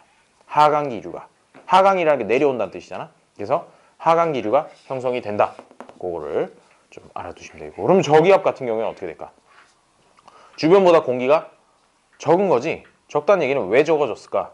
공기가 위로 올라가서 상승 기류에 의해서 올라가는 상승 기류가 생겨서 지표면에서 위쪽으로 올라가 버리는 거죠. 아우, 이 친구 훌륭해요. 1시간 만에 등장하셨군요. 와, 이 성이 아주 그냥. 늦게 일어났지. 솔직하게 얘기해요. 자, 그래서 전화했는데 전화도 안 받고. 자, 상승 기류가 생기는 곳에서 저기압이 형성이 되는 것인데, 근데 상승 기류가 생긴다는 얘기가 뭐냐면은 구름이 생긴다는 얘기하고도 일맥상통한 얘기예요. 어제 얘기했었죠. 구름 생기는 거. 공기가 올라가야 생긴다라고 얘기를 했었어요. 기억나죠? 근데 구름 있는 쪽에도 공기 있잖아요. 구름 있는 쪽에 당연히 공기 있죠? 예. 응. 예. 공기가 있어요. 구름이 생기지. 자, 그 다음에 날씨 같은 경우에 고기압의 영향을 받으면 보통 맑고 저기압의 영향을 받으면 흐리게 됩니다. 왜 흐리다고? 구름이 생기니까. 저기압에서 상승기류에서 구름이 생성되기 때문에 흐려진다라고 이렇게 생각을 해주면 되겠어요. 43페이지를 피면 돼요. 자, 그 다음에 두 번째 해륙풍과 계절풍이라는 게 생기는데, 그러면 바람이 방금 고기압에서 저기압으로 분다라고 했잖아. 그리고 이 저기압이라는 데서 상승기류, 고기압에서 하강기류가 생긴다. 요거를 이용해서 이제 해륙풍이랑 계절풍을 좀 설명을 해보도록 하죠. 자, 해륙풍이라고 하는 거는 뭐냐면요. 육지가 있고 바다가 있어요. 여긴 육지고요. 이렇게 해서 여기가 바다가 있다고 하면 바람이 어떻게 불까라는 건데, 이게 하루에도 바람 방향이 자꾸 바뀌어요. 왜 바뀌냐 하면은 태양이 이렇게 쨍쨍하게 이렇게 딱 떠서 헬로우 하고 있겠죠. 자, 이렇게 해가지고 얘가 햇빛이 쫙 내리쬐면 육지에도 햇빛이 들어오고 바다에도 햇빛이 들어와요. 그런데 어디가 더 빨리 따뜻해질까? 육지. 지금 초등학교 때 열심히 공부했나 봐요. 그래요. 육지가 더 빨리 뜨거워지겠지. 그리고 바다는 상대적으로 천천히 뜨거워져. 그렇게 되면 공기가 위쪽으로 올라가는 부분이 어느 부분에서 공기가 위로 올라갈까? 왜 방금 따뜻해지는 걸 물어봤냐면 뜨거운 공기가 위로 올라가잖아. 그렇죠? 차가운 공기는 아래로 내려오고. 그러면 여기랑 어느 쪽 위에 있는 공기가 더 뜨겁다는 얘기야? 육지 위에 있는 공기가 더 뜨겁다는 얘기야. 따라서 이 공기가 위쪽으로 이렇게 올라가게 되고, 올라간 공기 위에 갔으면 어떻게 해야겠어? 주변으로 퍼져야 되겠지. 그렇지? 주변으로 퍼지면서 어떻게? 바다 위쪽에 공기가 더 많아지고, 많아진 공기 많아졌어? 그럼 내려가야지. 그래서 지금 이 화살표 방향을 보는 거야. 화살표 방향을 보면 이렇게 해서 내려가고, 그 다음에 여기에 또 공기가 많이 왔어? 그러면 또 주변으로 보내줘야지. 이쪽으로도. 그래서 어떻게? 바다에서 육지 방향으로 이런 방향으로 바람이 분다는 것이야. 낮에. 그래서 낮에는 바다에서 육지 쪽으로 바람이 불게 되는 것이고, 그러면 이름을 뭐라고 부르면 되겠어요? 바람의 이름은 불어오는 그 방향, 해륙풍. 해륙풍 말고 해풍 아니면 육풍인데, 불어오는 쪽, 그러니까 바다 이름을 따가지고 낮에는 해풍이 분다라고 이렇게 얘기를 할 수 있다는 거죠. 낮에는 그래서 바다에서 육지로 바람이 불고, 바다에서 육지 쪽으로 바람이 불고, 그래서 이름을 해풍이라고 붙인다. 이렇게 생각을 해주면 되겠고요. 그 다음에 밤이 되었어요. 밤이 돼서 이제 햇님은 잠자러 가고 달님이 떴어요. 달님도 영어로 말이요? 시끄러워요. 자, 어? 뭐라고? 달님이 뭐라고? 영어로 말해요? 달을 어떻게 표현해야 되는가? 반달을 띄고 올까? 아니요, 초승달. 알았어요. 초승달을 띄울게요. 다른 게 자, 달이 아니고 이거 뭐가냐? 뭐 어쨌든 달이 떴어. 자, 달이 떴더니 이제는 햇빛이 없어졌어요. 그랬더니 어느 쪽이 더 빨리 식을까요? 이제 식겠지? 육지가 더 빨리 식어요. 육지가 더 빨리 식는다는 얘기는 상대적으로 어디가 더 따뜻하다는 얘기냐? 바다. 바다가 더 따뜻하다는 얘기지. 그러면 이쪽에 있는 공기하고 이쪽에 있는 공기 중에 어떤 공기가 올라갈까요? 따뜻한 공기가 더 열심히 올라가겠죠. 그래서 얘가 이렇게 올라가기 시작을 합니다. 자, 이제 노란색은 밤이야.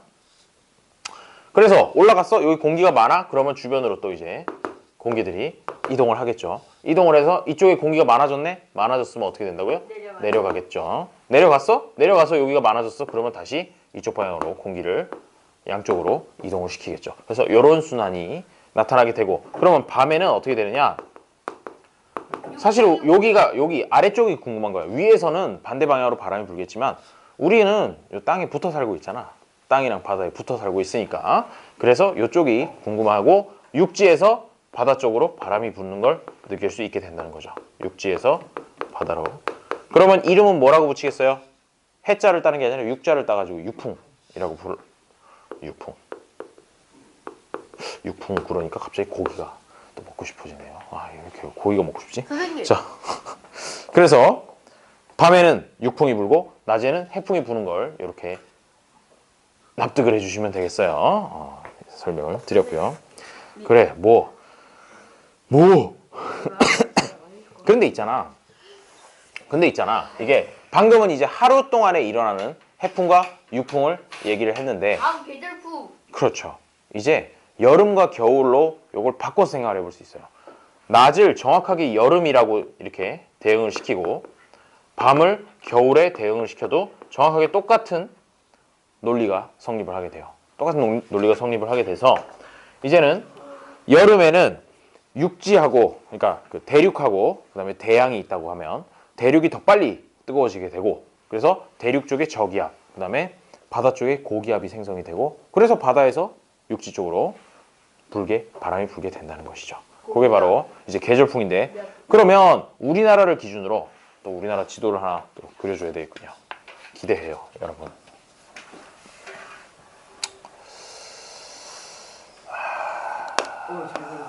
고마워요. 자, 이렇게 생겼어요. 우리나라예요. 일본이고. 자, 일본은 바다나다. 그러면 이쪽은 육지죠. 육지고 이쪽은 바다예요. 그러면 여름 같은 경우에는 어떻게 분다고요? 해풍이 분다 그랬잖아. 바다 쪽에서 육지 쪽으로 바람이 불기 때문에 이쪽 방향으로 이렇게 바람이 불게 됩니다. 그러면 이걸 동서남북으로 따지면 어느 쪽에서부터 바람이 불어오느냐? 일단 이쪽이 남동쪽이 되겠죠. 남동쪽. 우리나라를 기준으로. 그렇죠? 이쪽이 남동쪽이고 이쪽이 북서쪽이잖아. 그러면 바람이 불어오는 곳의 이름을 따니까 남동풍이 분다라고 이렇게 얘기를 하는 거죠. 언제? 여름에. 겨울에 북서풍. 그렇죠. 여름에 남동풍이 불고, 남동풍.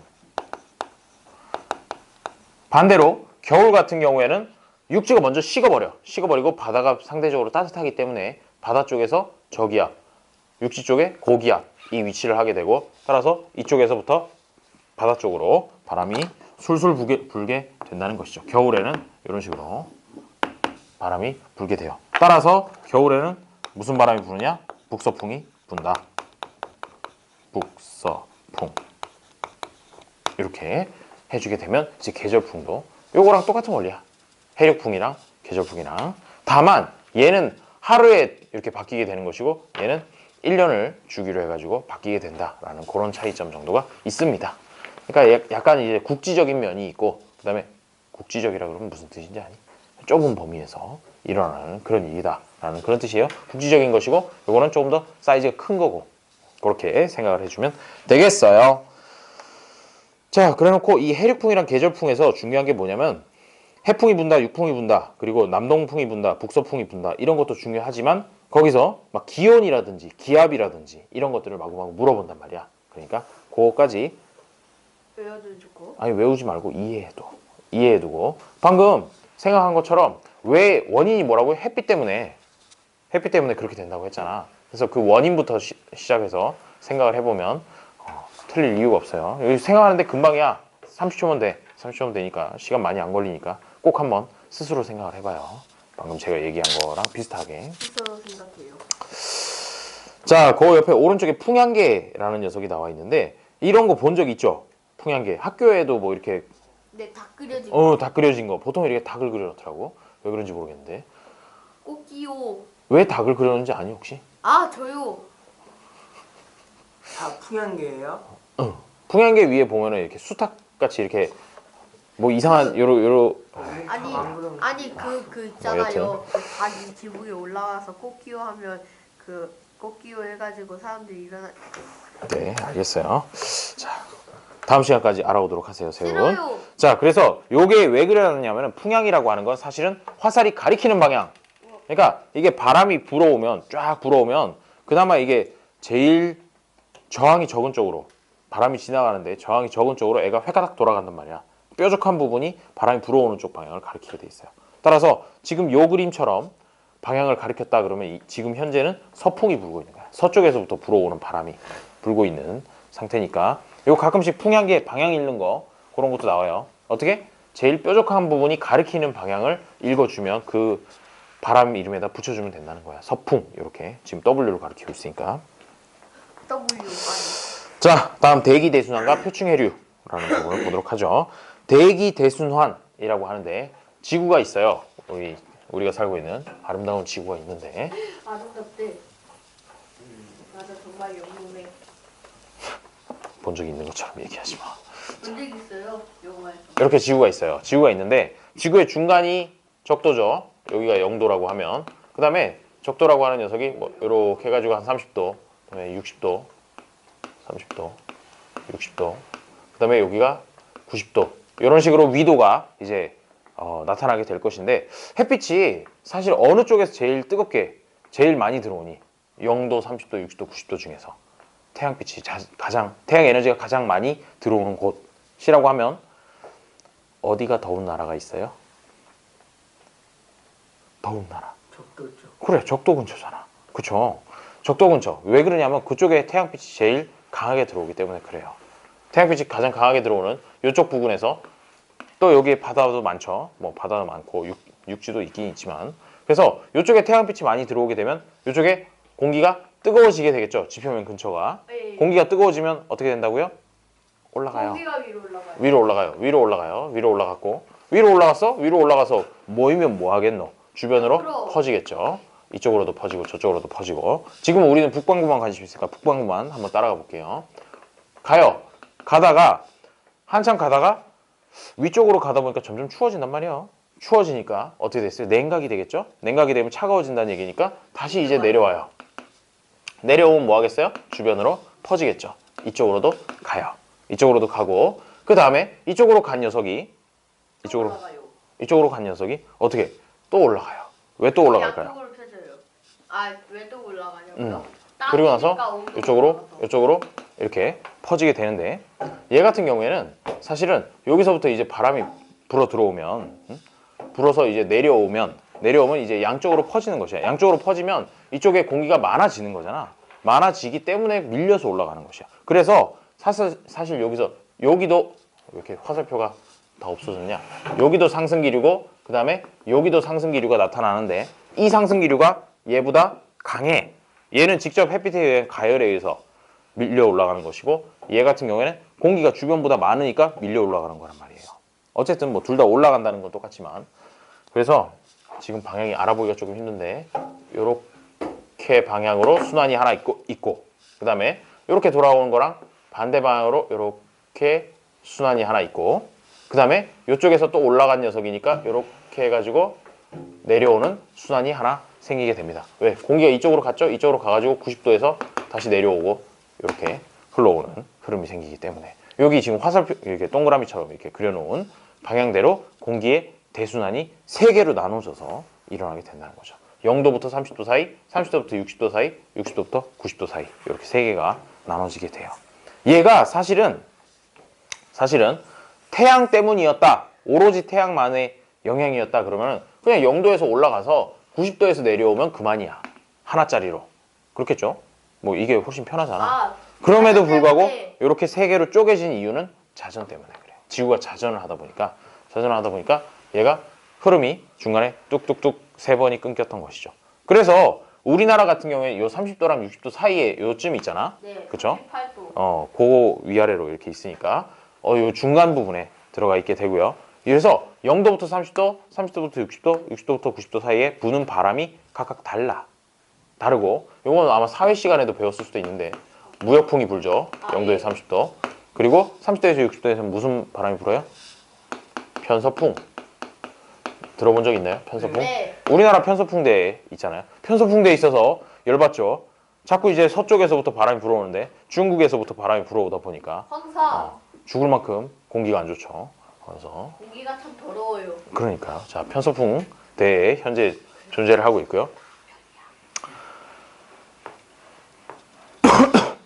이거랑 똑같아. 이것 때문에 이렇게 바람 방향이 달라지는 이유가 자전 때문이야. 자전 때문에 여기서는 무역풍이 불고 여기서는 편서풍이 불게 되는 그런 영향이 생기게 된다는 것이죠. 그러면 이제 교재를 보면 대기대순환이라는 게 뭐냐? 위도에 따른 태양 복사의 에너지 양의 차이와 태양에서부터 들어오는 빛이 적도 부근에서는 많고 그 다음에 그쪽 위도가 높아지면 높아질수록 점점 약해지기 때문이다라는 그런 얘기고요. 그 다음에 지구의 자전으로 인해 나타나는 거대한 대기 순환으로 적도와 극 사이에 3개의 순환을 형성한다. 30도씩 기준으로 해가지고 3개씩 나눈다는 거죠. 지구가 자전하지 않았다면 아까 얘기했던 것처럼 하나로 이렇게 여기서 상승해서 90도 극지역에서 내려오는 그런 기류가 생성되었겠지만 가슴 아프게도 지구가 자전하기 때문에 전향력이 뭐냐면 지구가 자전할 때 그 지구 위에 있는 애들이 받는 힘이 전향력이야. 전향력을 받아서 대기대순환은 3개의 순환을 형성한다라고 합니다. 그럼 얘네가 하는 역할이 뭐냐면 생각해봐요. 여기에 따뜻한 녀석이 있었어요. 이쪽 동네 춥죠? 따뜻하죠? 따뜻한 공기가 올라가서 움직여요. 움직이다가 이렇게 흘러가서 이쪽까지 도착을 하면 비교적 따뜻했던 녀석이 이까지 왔으면 거기 와서 뭐 하겠어요? 주변으로 열을 내놓겠죠. 주변에 어이구 니네들 추웠지? 우리가 위문 왔어 이러면서 이렇게 열을 나눠준다는 얘기예요. 그래서 이쪽에서 많이 받은 에너지를 극지방 쪽으로 나눠주는 그런 역할도 하게 됩니다. 그게 이제 두 번째 역할이에요. 그 다음에 대기대순환과 지표에서 부는 바람 및 특징이라고 하는데 범은 0도에서 30도는 무역풍, 30도에서 60도는 편서풍, 60도에서 90도는 급동풍이라고 이렇게 바람 이름을 붙여놨고요. 지표에서 부는 바람은 이렇고 그 다음에 순환하는 거는 여기 그려놓은 것처럼 위로 가는지 아래로 가는지 그런 식으로 생각을 해주면 되겠죠. 자, 적도부터 위도 30도 사이에는 되게 더운 나라들이야. 정말 뜨거운 나라들이 주로 존재를 하죠. 예를 들어 인도네시아. 그렇지 그런 동네라든지 아프리카도 사실은 북아프리카 정도 쪽이 그렇고요. 가나? 가나랜다. 가나도 뭐 그 가나도 근처죠. 맞구나. 그 근처죠. 해가지고 적도 부근에는 상승 기류가 발달하여 저압대, 저기압대. 여기 저기압이 되겠지. 왜 상승하잖아. 지표에서 상승하니까 이쪽에 저기압이 생성이 돼요. 그러므로 연중 비가 많이 내리고 왜 상승 기류가 활발하면 요게 또 바다도 근처에 많잖아요. 바다에서부터 이렇게 쭉쭉 상승하게 되면 수증기를 가지고 상승을 해서 걔네들이 비로 쫙 바뀌게 되는 거죠. 그래서 열대 우림이라고 이렇게 부르게 되는 것이에요. 이쪽 동네가 열대 우림 지역이죠. 열네. 뜨겁고 비도 많이 오고 수풀도 우거져 있다라는 그런 뜻이에요. 열대는 뜨겁다는 뜻이죠. 그리고 우는 비우자고 림은 수풀 림자예요. 그래서 열대 더운 데다가 비도 많이 오고 그러다 보니까 수풀이 아주 식물들이 엄청나게 잘 자란다. 선생님 근데요. 숲이 우거진다. 네덜란드인가? 네. 네덜란드는요. 네. 그 국토가 그 바다보다 아래 맞아요. 있잖아요. 해수면보다 더 낮아요. 그러면 그럼 그래 잠기지 않아요? 안 잠겨요. 왜요? 열심히 뚝을 쌓았죠. 걔네들 같은 경우에는 뚝을 쌓는 것도 뚝을 쌓는 거지만은 그 네덜란드 하면 딱 떠오르는 게 뭐가 있니? 풍차. 그렇죠. 훌륭해요. 아니 뭐 튤립도 생각할 수 있겠지만 일단 풍차가 생각이 나잖아. 예. 풍차가 사실은 뭐 하는 거냐면 바람의 힘을 이용해 가지고 물 빼내려고 만들었던 거야. 들어왔던 물을 퍼내는데 바람의 힘을 이용해서 한번 퍼내보겠다라고 해서 그래서 네덜란드에 풍차가 그렇게 많은 거예요. 그래서 네덜란드 걔네들은 말 그대로 국토가 해수면보다 평균적으로 더 낮아. 물론 뭐 더 높은 것도 있고 낮은 것도 있고 그래서 평균을 내보니까 해수면보다 더 낮다는 얘기는 바다 쪽에서 계속 물이 밀려 들어올 수 있다는 거잖아. 그래서 그거를 열심히 퍼내고 뚝 쌓고 여러 가지 일들을 했죠. 그리고 운하 같은 것들도 많이 만들어져 있어요. 네덜란드 가면. 네덜란드가 요새 동계올림픽에서 열심히 금메달을 마구마구 쓸어가고 있는 중이잖아요. 특히 스피드 스케이팅 이런 데서 막 난리도 아니잖아. 스케이트 엄청 잘 타잖아, 걔네들. 왜 그러냐면 걔네들은 국토에 운하가 엄청 많아요. 운하가 엄청 많다 보니까 운하라고 하는 게 민물, 그러니까 맹물이 흐르는 동네, 흐르는 천이잖아. 그러다 보니까 겨울이 되면 다 얼어버리는 거야, 걔가. 다 얼어버리니까 전 국토를 일주하는 스케이트 대회 이런 걸 만들 수가 있어. 개최할 수가 있는 거야. 얼음이 쫙 다 생겨버리니까 몇십 킬로미터짜리 그런 뭐 따지자면 이제 스케이트 마라톤 같은 그런 대회도 가능해 거기서는. 그러다 보니까 옛날부터 스케이트를 참 많이 탔어요. 어쨌든 네. 다녀오세요. 네, 어쨌든 그래요. 그러면요 바람의 영향을 어떻게 받아요? 뭐가? 국토가 해수면보다 낮다니까 응. 바람에 영향이 있어요? 바람 영향 당연히 받죠. 바람의 영향을 왜 안 아니 받죠? 그러니까 바람이 네. 그러니까 불어오는데 그때 영향을 주냐고요. 무슨 말인지 모르겠어요. 질문을 이해를 할 수 없군요. 자, 어쨌든 적도부터 30도는 그렇고요. 위도에서 30도에서부터 60도는 우리나라가 있는 그 동네야. 우리나라가 있는 동네인데 특징을 보세요. 위도 30도 부근에는 하강 기류 아래로 쭉쭉 내려오죠. 그러니까 이쪽에 무슨 기압이 생기겠어? 고기압이 생겨요. 고기압이 생기고 고기압이 생기면은 날씨가 어떻게 돼요? 연중에 맑은 날이 많겠죠. 연중 강수량이 적어. 비가 별로 많이 안 오는 거야. 비가 많이 별로 안 오고 강수량이 적어서 건조하기 때문에 대규모의 사막들이 분포를 하기도 한다는군요. 하지만 뭐 우리나라는 일단 아직 사막은 아니죠. 아직 사막은 아니고. 중국은 사막화고. 그 다음에 60도부터 90도 사이 이쪽 동네쯤 되면 이제 추워. 많이 추워. 많이 추운 동네인데 위도 60도 부근에는 상승 기류가 발달해요. 여기 위로 올라간다 그랬지. 위로 올라가니까 거기에 저기압이 또 많이 생성이 되겠죠. 저압대가 형성되므로 연중에 강수량이 많다. 비 많이 온다. 이쪽 동네. 비가 많이 오게 돼요. 그대가 방금 얘기한 네덜란드라든지 이런 동네가 거의 50몇 도, 60도 요 정도에 있는 나라들이에요. 그리고 70도를 넘어가면 거의 나라가 잘 없어. 춥거든. 너무 추워서 사람이 잘 안 사는 땅이 많아요. 뭐 아이슬란드 정도? 아이슬란드도 되게 이렇게 북쪽에 높이 이렇게 붙어 있잖아. 그리고 그 정도. 아이슬란드에 사람 있어요? 그럼요. 아이슬란드에 사람 살아요. 아이슬란드에 사람 살고 그다음에 걔네들 수도가 레이캬비크인가 뭐 그래. 근데 걔네들의 주 산업이 수산업이야. 네, 그건 알죠. 오, 이 친구 사회 공부 열심히 했는데요. 자, 그렇습니다. 근데요.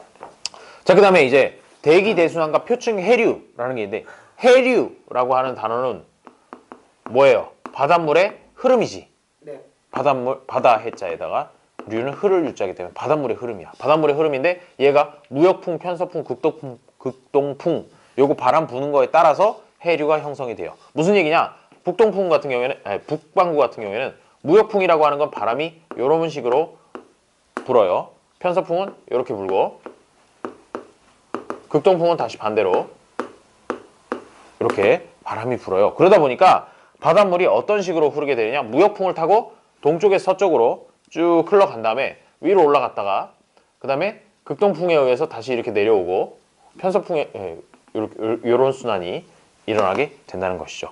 극동풍 부분 말고 이제 편서풍 쪽에서 이렇게 휘어서 이렇게 다시 들어오는 그런 해류도 있고 큰 흐름 자체가 이렇게 된다는 것이야. 그래서 그게 여기 그림에 보면은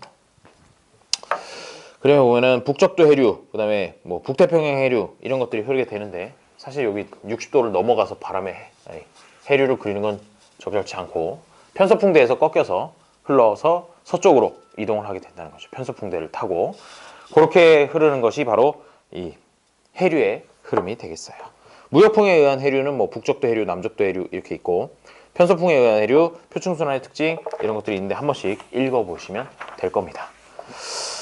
자, 그래서 여기서 설명했던 건 뭐냐면요. 제일 처음에 고기압이랑 저기압 얘기했었죠. 고기압이랑 저기압 얘기했었고 그리고 해류풍이랑 계절풍 이렇게 얘기했었습니다. 그 다음에 대기대순환은 3개로 30도 기준으로 해서 속속 된다라는 그런 얘기들을 했습니다. 자, 그럼 여기까지 한 걸 보고 문제를 한번 풀어보도록 하죠.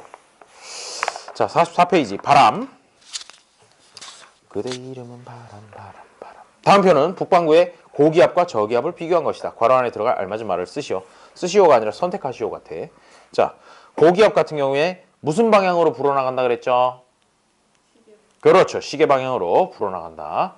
기억을 좀 해주시고, 시계 방향이라는 거, 고기압이 시계 방향이라는 것만 기억하면 당연히 저기압은 반대니까 시계 반대 방향으로 불어 들어온다라고 하면 되겠어요. 그리고 기류는 고기압에서는 상승 기류예요, 하강 기류예요?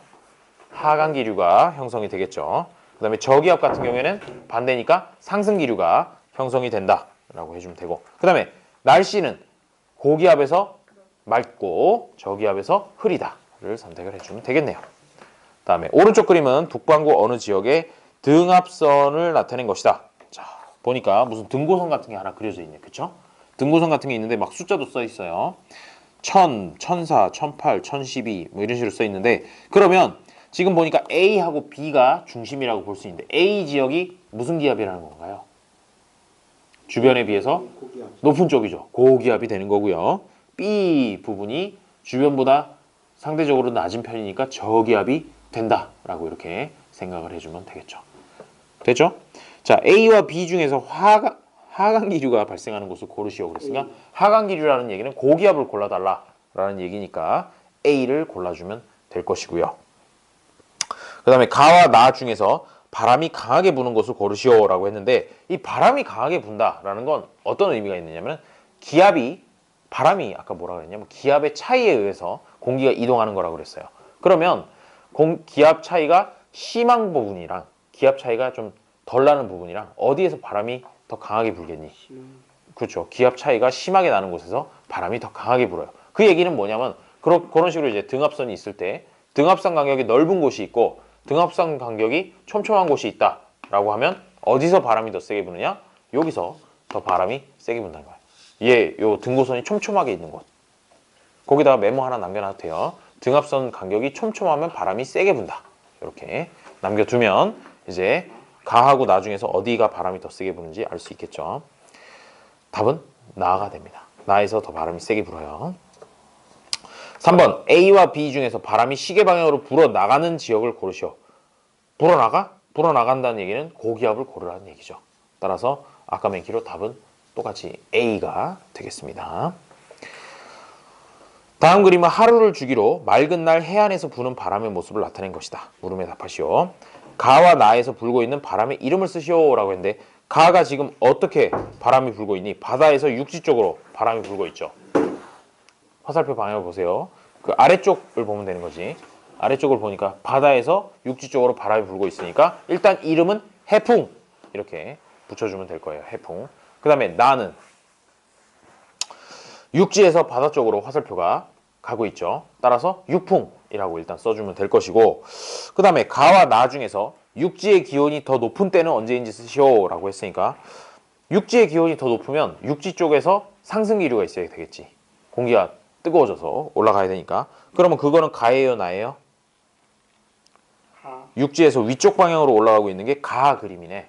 그래서 가와 나 중에서 육지의 기온이 더 높은 때는 가다라고 얘기를 해주면 되고, 세 번째 가와 나 중에서 바다의 기압이 더 높은 때는 언제인지 쓰시오. 그러면 바다의 기압이 더 높은 때는 가를 골라주면 되겠죠. 그렇습니다. 자, 다음에 10번 대기대순환과 표층해류라는 부분인데, 다음 중 대기대순환과 지표에서 부는 바람과 날씨에 대한 설명을 옳은 것은 동그라미, 옳지 않은 것은 X 하시래요.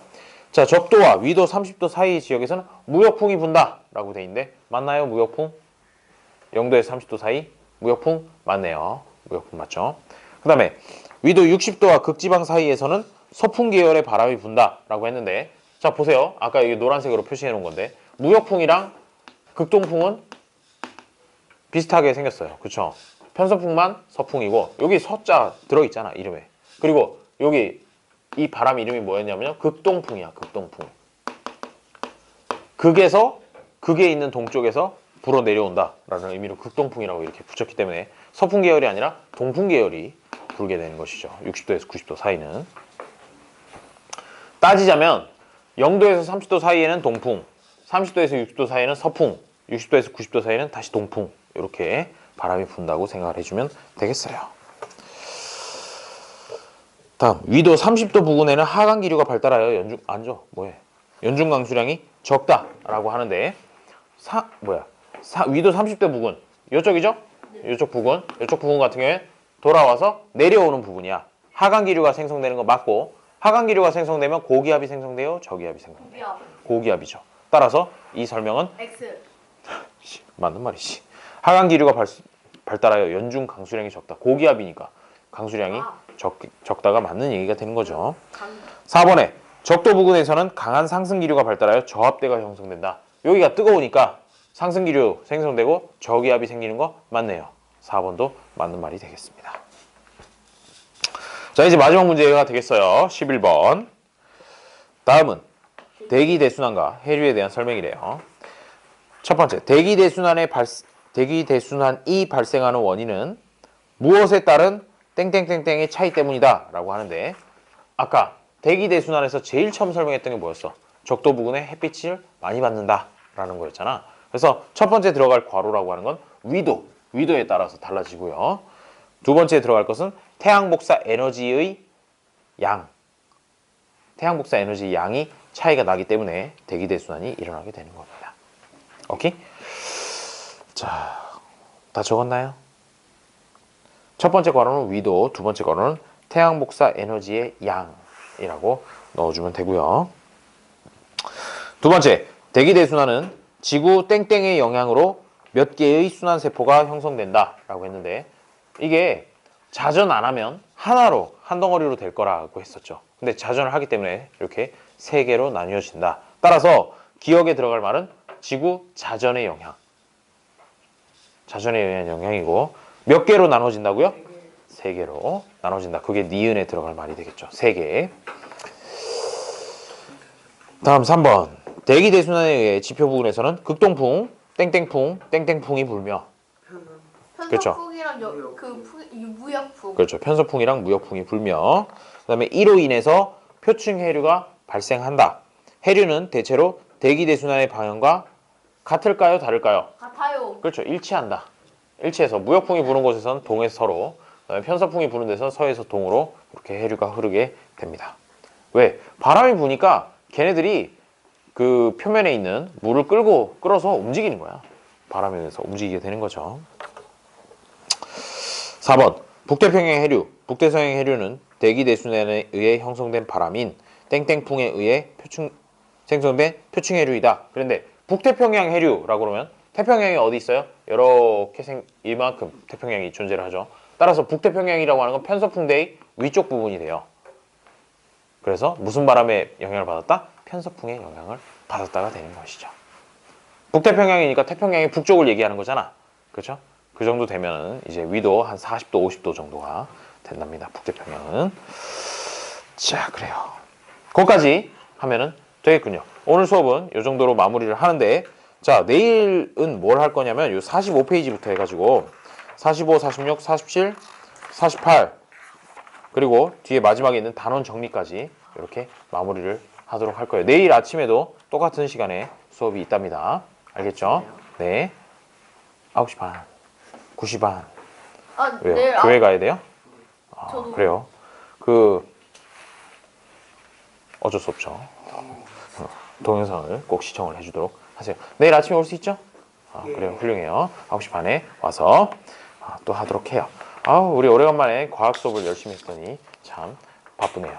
자, 수고하셨습니다. 여기까지 수업을 하도록 하겠어요. 안녕. 오, 그래, 끊어주세요.